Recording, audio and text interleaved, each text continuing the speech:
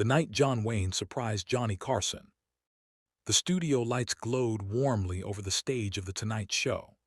The audience buzzed with excitement as Johnny Carson walked to his desk, smiling in that calm, familiar way that made America feel at home. "Tonight," Johnny said, tapping his cue card and grinning, "we have a guest who doesn't just walk into a room, he rides in like the West itself." The crowd erupted as John Wayne stepped onto the stage. He moved slower than people remembered from the movies, but his presence was still powerful. Tall, steady, and unmistakably strong, he tipped his cowboy hat to the audience. They stood to their feet, applauding louder than usual. Johnny stood up too. "Duke," he said warmly, using Wayne's famous nickname. "I've interviewed presidents, comedians, astronauts, but I've never interviewed a legend of the frontier." Wayne smiled slightly and sat down beside him. "Well, Johnny," he replied in his deep voice, "I've never been called a frontier before." The audience laughed.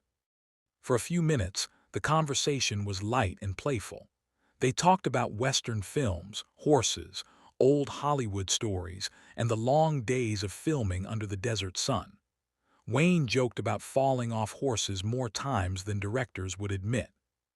But then Johnny leaned forward gently. "You've carried America's spirit on your shoulders for decades," he said. "Did you ever feel that responsibility?" The room became quiet. Wayne paused. He looked out at the audience, then back at Johnny. "You know," he said slowly, "people think actors are heroes. Truth is, we just play them." The audience listened closely. "The real heroes," Wayne continued, "are the folks watching tonight, the parents raising families, the soldiers overseas, the workers building this country every morning before sunrise." Johnny nodded respectfully. "That's who I tried to represent," Wayne added. "Not myself, them." For a moment, even the cameras seemed still. Johnny smiled softly. "Well, Duke," he said, "you did a pretty fine job." The audience applauded again, this time not loudly but warmly. Then Johnny surprised everyone. He reached under his desk and pulled out an old black-and-white photo. It showed a much younger Johnny Carson standing beside a movie poster of John Wayne from years earlier. "I kept this," Johnny said.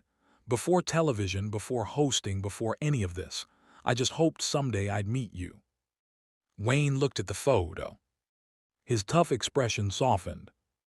"Well," he said quietly, "looks like you did better than meet me, partner." The audience laughed gently.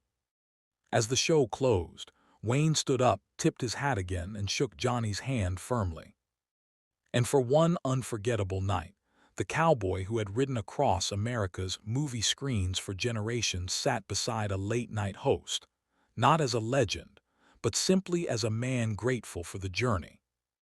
The audience stood once more, not because they were told to, but because they knew they had just witnessed something special. Clapper Cowboy Sparkles.